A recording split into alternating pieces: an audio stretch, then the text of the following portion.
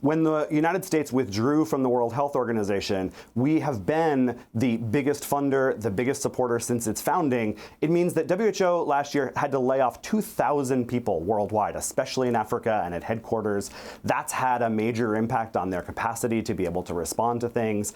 And the bigger picture here is that it's not just the United States, right? We've seen that not only did the World Health Organization, did the United States withdraw from the WHO, but so too did Argentina at the urging of the Trump administration. But we're seeing this kind of rising attacks on WHO from right-wing forces in the UK, in Italy, around the world, who are trying to dismantle these international institutions because they stand in the way of a bigger project that's a right-wing project. But what we need right now is to invest in these global public goods. And my huge concern is that at this point, we're not seeing countries of the world that want to actually respond, want to support WHO, actually rallying in the way that they need to.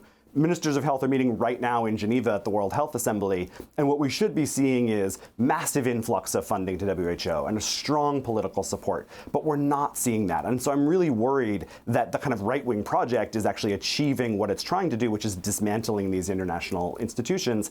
And they are, as you were saying, deeply linked to these local folks on the ground, because it is getting them the resources that they need, getting them the protective equipment, because these community health workers that were, thousands of which were laid off by the DOGE cuts, they might be doing malaria care, but it's somebody that walks into the clinic with a fever that they then detect might be Ebola and then respond. It's these frontline health workers who we're trying to mobilize to be able to go do the contact tracing so that you find every single person that somebody with Ebola has been in contact with, and yet organizations have had to lay them off.